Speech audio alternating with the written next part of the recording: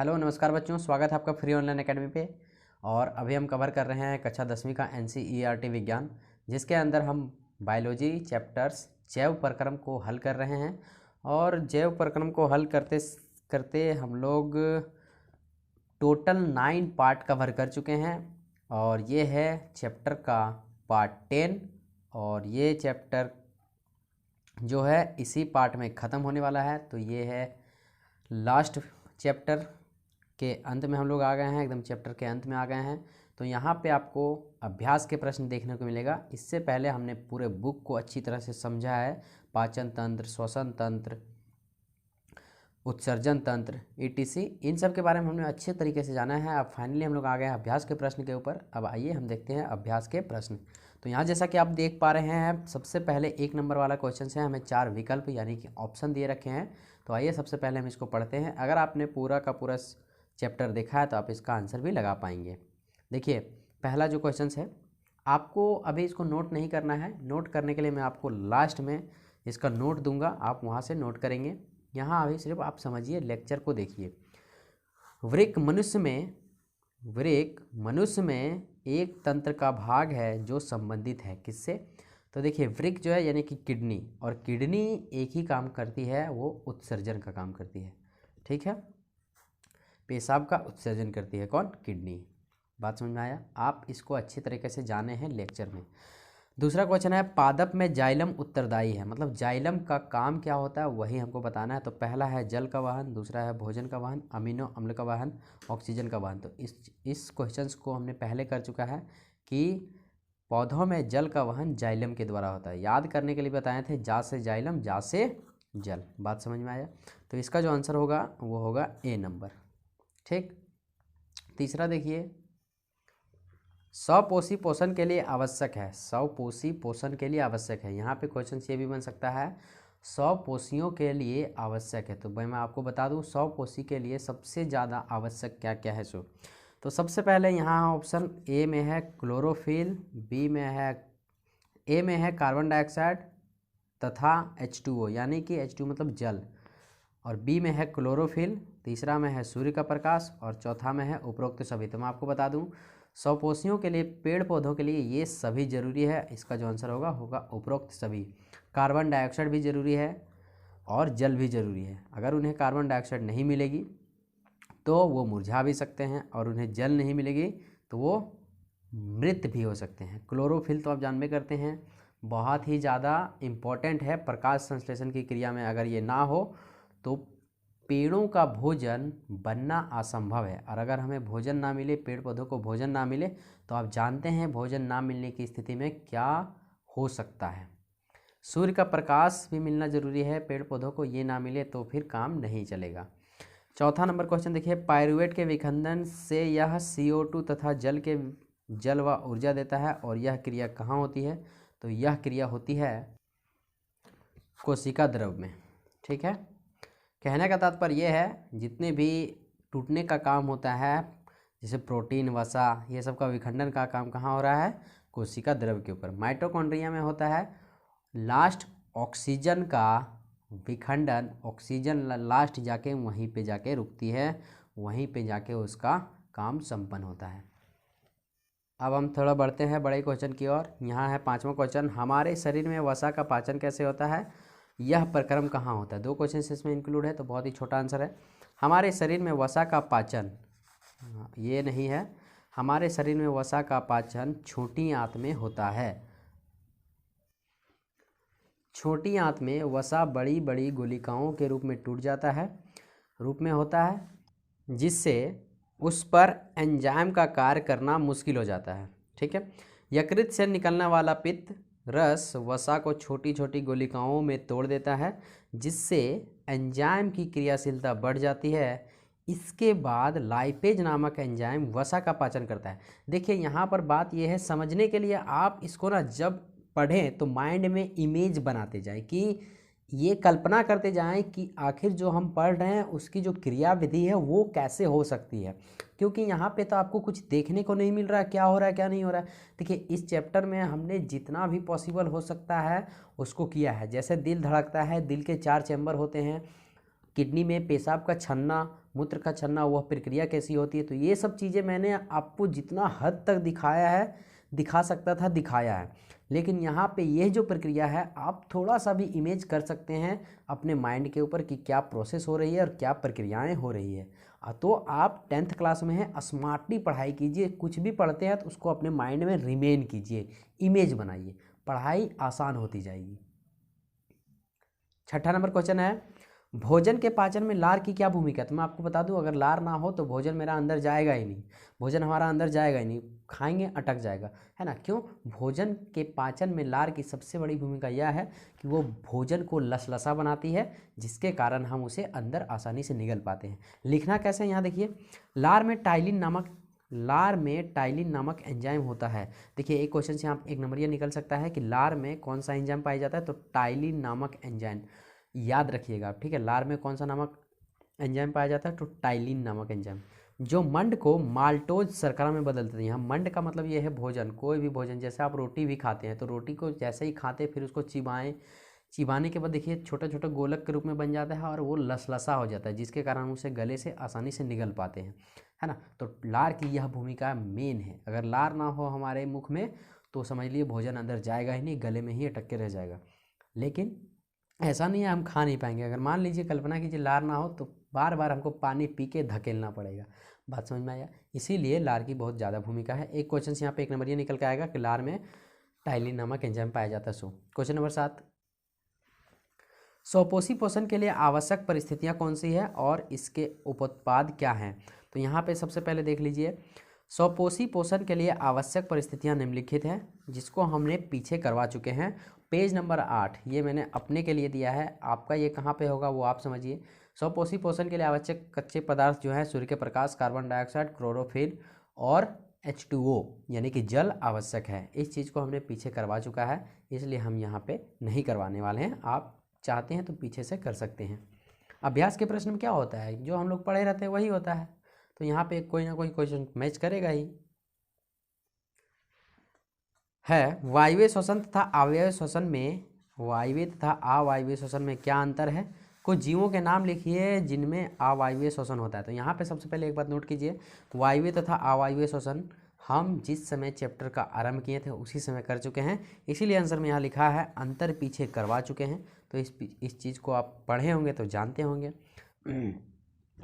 अब यहाँ पर है जीवों के नाम जिनमें अवायवीय श्वसन होता है, तो वह है जीवाणु एवं यीस्ट।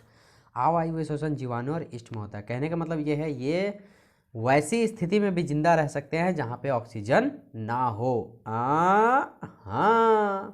क्वेश्चन नंबर 9, गैसों के अधिकतम विनिमय के लिए कूपिकाएं किस प्रकार अभिकल्पित हैं। तो पीछे करवा चुके हैं, पेज नंबर 60 क्वेश्चन नंबर 4। तो यहाँ पे आपका देखिएगा, जब पीछे जाइएगा अगर आपने नोट्स किए हैं तो कूपिकाओं के बारे में भी हमने करवा चुके हैं। देखिए अभ्यास के प्रश्नों में बहुत सारे ऐसे प्रश्न मिलेंगे जिसको हमने पीछे करवा चुके हैं, तो आप क्या चाहते हैं वही वाला सेम नोट्स यहाँ पे भी लिखें, ऐसा नहीं ना। तो आप पीछे कर चुके हैं इस चीज़ को, तो वहीं से याद करें, यहाँ पे करने की ज़रूरत नहीं है। बात समझ में आ गई? चलते हैं क्वेश्चन नंबर 10 के ऊपर। देखिए जी, हमें इतना नोट्स पसंद नहीं है जी। अरे क्या करोगे, कम से कम 10th क्लास में हो तो मेहनत तो करनी पड़ेगी। कहते हैं मेहनत जितनी शानदार होगी कामयाबी भी उतनी ही मज़ेदार होगी। मेहनत कीजिए, कामयाबी एक न एक दिन आपको ज़रूर मिलेगी, है ना। जितने भी टॉपर्स हैं, जितने भी सफल हुए हैं, उनका मेहनत कोई नहीं देखता, केवल सफलता देखती है। तो कोशिश करिए, मेहनत छिप के करना है, एकदम दबा के करना है, ताकि आपका जो रिजल्ट हो वो शोर मचाए। समझ में आया? 10वां क्वेश्चन है, हमारे शरीर में हीमोग्लोबिन की कमी के क्या परिणाम हो सकते थे। जैसा कि आप जानते हैं हीमोग्लोबिन जो है हमारे ब्लड के अंदर पाया जाता है और उसका साइज जो होता है, आकार होता है, बालूशाही के जैसा होता है, बलशाही के जैसा होता है। आपने इमेज देखा है पहले, है ना। तो यहाँ पे अगर मैं आपको बता दूँ, हीमोग्लोबिन अगर ना रहे तो हम तुरंत बेहोश भी हो सकते हैं या फिर हो सकते जीवित ही ना रहें। बात समझ में आया? तो यहाँ पे एक बात नोट कीजिए आप, इसका थोड़ा आंसर हम देखते हैं। जैसा कि हम जानते हैं कि हमारे शरीर में ऑक्सीजन व अन्य गैसों का परिवहन हीमोग्लोबिन के द्वारा किया जाता है। ऑक्सीजन और अन्य गैस जो होता है उसका परिवहन, लाना ले जाना, पूरे शरीर में पहुंचाना कौन करता है? हीमोग्लोबिन करता है। इसकी कमी से श्वसन क्रिया प्रभावित होती है। देखिए, अगर कमी हो जाता है तो ऑक्सीजन का लाना ले जाना कौन करेगा? कोई नहीं कर पाएगा, और ऐसी प्रक्रिया में हमारे फेफड़ों तक पहुंच भी नहीं पाएगा ऑक्सीजन, जिससे हम लोग फड़फड़ा के मर जाएंगे। हाँ, एक बात आप नोट कीजिए, अगर मान लीजिए जिस प्रकार अभी लॉकडाउन के अंदर ट्रेनें बंद हैं, है ना, ट्रेन बंद है, तो ट्रेन बंद है तो व्यक्ति आना जाना कैसे करेगी? नहीं कर पा रहे हैं, है ना, बहुत दिक्कत से कर रहे हैं, बसों से और पर्सनल गाड़ियों से। तो यहाँ पे अगर हीमोग्लोबिन ना रहे तो ऑक्सीजन, पता है, हमारे फेफड़े से उंगली तक पहुँचने में 3 से 4 वर्ष का समय ले सकती है, और इसको हमने पहले भी बताया है। हाँ, हीमोग्लोबिन ही है जो फेफड़ा से तुरंत ऑक्सीजन को, हवा को हमारे पैरों की उंगली तक मिनटों के अंदर पहुंचा देती है, सेकेंडों के अंदर पहुंचा देती है। हीमोग्लोबिन ना रहे तो कितना देर में पहुंचेंगे? 3 से 4 साल लग जाएंगे। जिस तरह अभी हमको दिल्ली जाना है, ट्रेन में बैठेंगे तो 3 से 4 घंटे दिल्ली, 3 से 4 घंटे में दिल्ली। लेकिन अगर ट्रेन नहीं है, बस से जाना हो तो 1 से 2 दिन लग जाएंगे। हाँ, वही प्रकार है, हीमोग्लोबिन होगी तथा शरीर को कम ऊर्जा प्राप्त होगी, और इस स्थिति में हमें थकावट महसूस हो सकती है। तो इस बात को आप नोट करें, अभी नहीं, लास्ट में। क्वेश्चन नंबर 11, मनुष्य में दोहरा परिसंचरण तंत्र की व्याख्या कीजिए, यह क्यों आवश्यक है? देखिए, दोहरा परिसंचरण का मतलब ये कि पहले जो हमारा हृदय है वो शरीर से हमारे हार्ट में आती है, और हार्ट से फिर से फेफड़ा में जाती है। वहाँ पे फेफड़ा में क्या होता है? शुद्ध होती है, और फिर से हार्ट में आके फिर से शरीर में जाती है। इसीलिए इसे बोला गया है दोहरा परिसंचरण तंत्र। मतलब आप वो कहावत सुने हैं, अजवार बनिया दोहरा दोहरा के फेंक, ये वाला शायद हम ऐसे ही कुछ, नहीं पता हमको, लेकिन ऐसा बोलता है ना कि अजवार बनिया दोहरा दोहरा के फेंक। तो क्यों ऐसा वहाँ दोहरा दोहरा क्यों बोला? क्योंकि एक काम डबल हो रहा है वहाँ पे। तो यहाँ पे हृदय का काम जो है सो मनुष्य के अंदर परिसंचरण वाला काम डबल हो रहा है। पहले हृदय में ब्लड आती है, फिर फेफड़ा में जाती है, और फिर से हृदय में आके शरीर में जाती है। बात समझ में आया? इसका आंसर क्या है? हमारे शरीर में एक चक्र में हृदय से होकर रक्त 2 बार गुजरता है, वही चीज़ लिखा हुआ है। इसीलिए इस क्रिया को दोहरा परिसंचरण तंत्र कहते हैं। यह जरूरी इसीलिए है क्योंकि दोहरे परिसंचरण तंत्र के कारण शुद्ध और अशुद्ध रक्त आपस में नहीं मिल पाते, और हमारे लिए यह जरूरी है। बात समझ में आया? ठीक है। अब देखिए यहाँ पे क्वेश्चन नंबर जो 12 है वो है जाइलम तथा फ्लोएम में पदार्थों के वहन में क्या अंतर है। तो यहाँ पे मैं आपको बता दूँ, जाइलम और फ्लोएम में अंतर पूछा है। और जैसा कि आप जानते हैं कि अगर अंतर पूछे तो हम लोग अपने कॉपी को 2 भागों में फटाक से डिवाइडेड कर देते हैं, और एक तरफ लिखते हैं पहला पॉइंट, दूसरा तरफ लिखते हैं दूसरा पॉइंट। तो यहाँ पे पहला पॉइंट है जाइलम, इधर है दूसरा पॉइंट है फ्लोएम। तो एक तरफ हमने जाइलम लिखा है, दूसरी तरफ हमने फ्लोएम लिखा है। तो यहाँ पे पॉइंट वाइज हम इसका आंसर देंगे। तो जैसा कि आप देख पा रहे हैं, जाइलम पौधों में जल तथा खनिज का परिवहन करता है। जाइलम पौधों में जल तथा खनिज लवण का परिवहन करता है, बात सेम ही है। और फ्लोएम पौधों में तैयार भोजन को सभी भागों में पहुंचाने का कार्य करता है। बात समझ में आया? ये चीज़ हमको पहले कर चुके हैं हमने। यहाँ पे है जाइलम उत्तक जड़ों से जल अवशोषित करते हैं। सिंपल सी बात है, जाइलम है जड़, तो यहाँ जड़ों से क्या अवशोषित होगा? जल। फ्लोएम पत्तियों में तैयार भोजन का वहन करते हैं। जो भी कार्बन डाइऑक्साइड, ऑक्सीजन, जल, क्लोरोफिल और प्रकाश की उपस्थिति में जो भी पत्तियों में भोजन बनता है उसे पत्तियों के द्वारा फ्लोएम क्या करता है? पूरे शरीर में भेजता है। किसके शरीर में? पौधों के शरीर में। तीसरा पॉइंट, जाइलम द्वारा जल का वहन वाष्पोत्सर्जन इत्यादि द्वारा होता है। फ्लोएम द्वारा भोजन के वहन में ऊर्जा की आवश्यकता होती है। बात समझ में आ गया? क्वेश्चन नंबर जो 13 है आप देख पा रहे हैं, फुफ्फुस में कुपिकाओं। तो ये जो क्वेश्चन हमने पूरा नहीं लिखा है, आप देख सकते हैं। और जो भी क्वेश्चन होगा क्वेश्चन नंबर 13 में पीछे हम लोग कर चुके हैं। बात समझ में आया? तो यहाँ पे होता है आपका पूरा जेव प्रक्रम खत्म। अब हम थोड़ा सा बीपी के बारे में देख लेते हैं। एक ना एक क्वेश्चन जिससे पूछ लिए जाते हैं। ठीक है, हमने आपोहन वगैरह के बारे में जाना है, डायलिसिस क्या होते हैं वो जाना है। अब थोड़ा बीपी के बारे में देखते हैं। तो यहाँ पे बीपी को ब्लड प्रेशर, शॉर्ट में बीपी बोलते हैं, और हिंदी में रक्त दाब बोलते हैं। या फिर रक्तचाप बोलते हैं। ठीक है, तो यही क्वेश्चन यहाँ पे बनता है 3 नंबर का कि रक्तदाब क्या है या फिर ब्लड प्रेशर क्या है। तो यहाँ पे बीपी इसका शॉर्ट फॉर्म है, आप बद्री प्रसाद नहीं समझिएगा, बीपी मीन्स ब्लड प्रेशर, है ना। तो यहाँ पे आपको बता दें कि हमारे शरीर में 2 प्रकार की रुधिर वाहिकाएँ पाई जाती है, धमनियाँ पहला और दूसरा शिराएँ। तो यहाँ पे एक चीज़ ये समझिए, रुधिर वाहिकाओं की भित्ति पर रक्त के द्वारा जो दाब लगता है उसे रक्तदाब कहते हैं। कहने का मतलब ये है, आपका जो सिरा है थोड़ी सी पतली है ना, इस वायर के जितनी। मान लीजिए आपकी जो सिराएं हैं ये पतली है, इतनी पतली, और इसमें जो ब्लड बह रहा है वो नियमित रूप से बह रहा है, हाँ चलो कोई बात नहीं, ठीक ठाक है। लेकिन इतनी पतली सिरा और इससे ज़्यादा मोटी धार का ब्लड अगर आपके शरीर में बहता है तो इसकी जो परत है, आंतरिक परत, उसके दीवारों पर दबाव पड़ेगा, जिसके कारण आपका बीपी बढ़ेगा, है ना। तो इसी लाइनों पे, इसी पाइपों पे अगर ब्लड का दबाव ज़्यादा बढ़ता है, इसी को हम लोग ब्लड प्रेशर कहते हैं। यही पे यहाँ पे लिखा हुआ है यहाँ कि हमारे शरीर में 2 प्रकार की रुधिर वाहिकाएं पाई जाती है, पहला धमनी और शिरा। रुधिर वाहिकाओं की भित्ति पर रक्त के द्वारा जो दाब लगता है उसे रक्तदाब कहते हैं। बात समझ में आ गया। फिलहाल के लिए बीपी यही होता है। तो टेंशन लेने से क्या होता है, ब्लड प्रेशर हमारा बढ़ जाता है। दिल देखना, जब भी हमको कुछ हताशा से महसूस होती है, कुछ घबराहट सी महसूस होती है, तो हमारा दिल धक धक धक धक धक धक धक धक जोर से धड़कने लगता है। ऐसा इसलिए क्योंकि हमारा जो ब्लड है वो ज़्यादा जोर पंपिंग करने लगता है। ज़्यादा जोर अगर पंप करेगा तो हमारे नसों में ज़्यादा जोर से, अधिक तेज़ी से खून दौड़ेगा, जिसके कारण हमारा जो सिरा है, नस है, धमनी है, उसके आंतरिक दीवारों पे अधिक दाब पड़ेगा, जिसके कारण हमारा बीपी बढ़ता है। बात समझ में आया। और इसको रोकने के लिए जब आप डॉक्टर के पास जाते हैं, चेकअप करता है, तो पता चलता है इसका बीपी बढ़ा हुआ है, तो हमें एक छोटी सी टैबलेट दिया जाता है। वो टैबलेट क्या करता है, ब्लड में जाकर मिलती है पाचन के दौरान, और उसके बाद जो प्रक्रिया हमने अपने शरीर में उतार ली थी, ब्लड को तेज कर दी थी, उस प्रक्रिया को वह धीमा कर देगा, ब्लड के दौड़ने की प्रक्रिया को धीमा कर देगा। उससे हमारा बीपी कंट्रोल होता है।